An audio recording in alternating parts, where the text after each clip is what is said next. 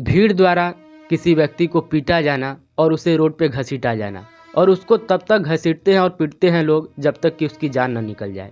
लेकिन फिर भी यहाँ पे लोग शांत नहीं बैठते हैं। उसको पेड़ से लटकाया जाता है, उसके कपड़े फाड़े जाते हैं और उसको जलाया जाता है, और जलाने के दौरान उसकी वीडियो बनाई जाती है। और जब ये वीडियो लोगों तक पहुँचती है तो लोग आक्रोशित हो जाते हैं और सोचने लगते हैं कि आज धर्म और मजहब के नाम पे लोगों के साथ इतनी बर्बरता क्यों की जा रही है। दोस्तों, ये कोई कहानी नहीं है, ये बल्कि सच्ची घटना है, जो कि बांग्लादेश की घटना है। और ये वीडियो जिन लोगों के पास गया है वो लोग अंदर से यही बात सोच रहे हैं कि आखिरकार कोई ऐसा भला कैसे कर सकता है। तो उसी कहानी को आज मैं अपने ज़ुबान के माध्यम से, अपने माध्यम से आप लोगों के बीच में लाना चाहता हूं, और जो सच्ची जानकारी है उसको बताने की कोशिश करूंगा। सच्ची जानकारी मैं इसलिए कह रहा हूं क्योंकि सोशल मीडिया का ज़माना, और सोशल मीडिया पर लोग मिर्च मसाले लगा के बहुत सारी चीज़ें हैं जो उसकी पेश करते हैं, और उसको देख करके लोग और भी घबरा जाते हैं और भी सोचने लगते हैं। तो जो मैं जानकारी बताने वाला हूँ वो कुछ न्यूज़ एजेंसियों द्वारा जो चीज़ें मैंने देखी है उसके बारे में मैं आपको बताऊँगा। तो चलिए वीडियो को स्टार्ट करता हूँ। यह घटना है बांग्लादेश की।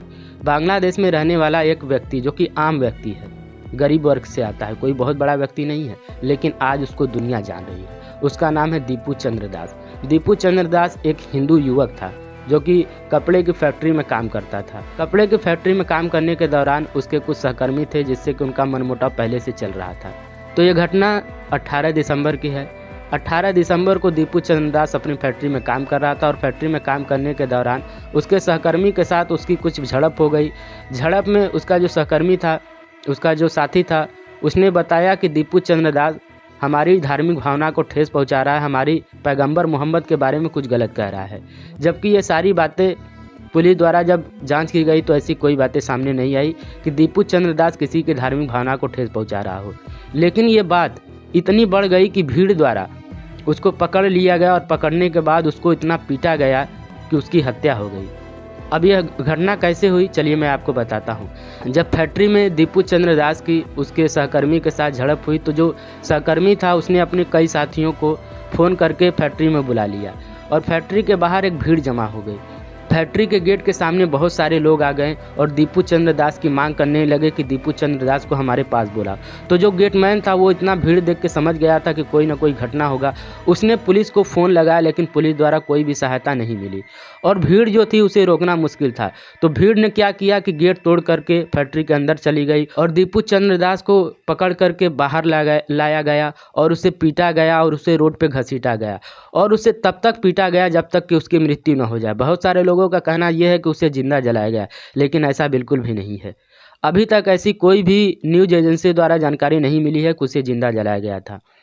उसको रोड पे घसीटा गया था, पीटा गया था, और जब उसकी मृत्यु हो जाती है तो उसके कपड़े फाड़े जाते हैं, उसको पेड़ पर लटकाया जाता है, और लटकाने के बाद उसको जलाया जाता है, और फिर भी उसको पीटा जाता है मृत्यु हो जाने के बाद भी। और जलाने के दौरान उसका वीडियो बनाया जाता है। उसका वीडियो बनाने के साथ ही साथ उसको सोशल मीडिया पर वायरल कर दिया जाता है।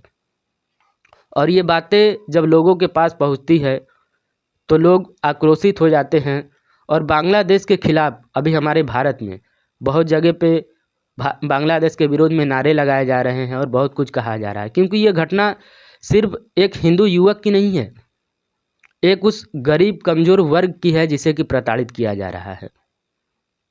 लोग इसको हिंदू और मुसलमान से जोड़ के कह रहे हैं, और इस घटना का यही मेन रीज़न भी बताया जा रहा है कि वो हिंदू था, इसीलिए उसकी इस तरीके से, इतनी बर्बर तरीके से हत्या की गई।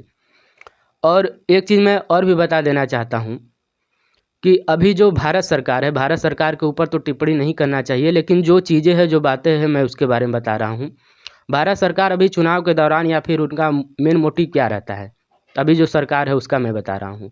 उनका बस यही मोटिव रहता है कि हिंदुओं को किस तरीके से कैप्चर किया जाए, और हिंदू राष्ट्र बनाने की मांग की जाती है।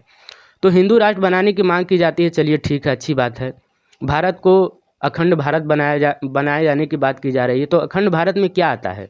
अखंड भारत में सिर्फ भारत नहीं आता है, भारत आता है, पाकिस्तान आता है, अफगानिस्तान आता है, बांग्लादेश आता है, और कई सारे देश आते हैं। तो अगर हम अखंड भारत बनाना चाहते हैं, भारत को हिंदू राष्ट्र बनाना चाहते हैं, तो उससे पहले हिंदू की सुरक्षा होनी चाहिए, और हिंदू चाहे जहाँ कहीं का हो। अब भारत सरकार का ये मानना है कि उसका हमें वोट नहीं मिलेगा अगर कोई भारत से बाहर हो, तो हम उसके लिए नहीं बोलेंगे। ये बातें मैं इसलिए कह रहा हूँ क्योंकि भारत सरकार का कोई भी बड़ा नेता दीपू चंद्र दास के मौत के बाद कोई भी बयान जारी नहीं किया है।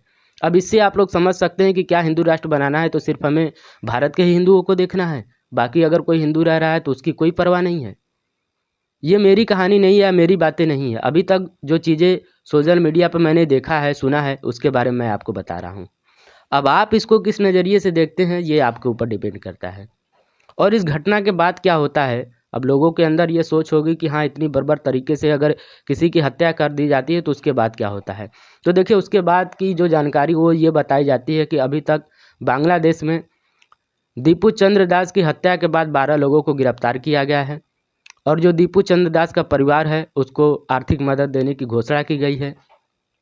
अब ये तो बांग्लादेश की घटना है और वहाँ पे क्या हो रहा है क्या नहीं हो रहा है, कुछ लोग ये सोच रहे होंगे कि हो सकता है कि ये जो 12 लोगों की गिरफ्तारी है या फिर आर्थिक सहायता देने की बात है, ये केवल बातों को दबाने के लिए किया गया है। लेकिन अभी तक जो न्यूज़ एजेंसियों द्वारा जानकारी मिली है वो यही बताया जाता है कि अब तक 12 लोगों को गिरफ्तार किया गया है और जो दीपू चंद्र दास का परिवार था उसको आर्थिक सहायता देने की घोषणा की गई है।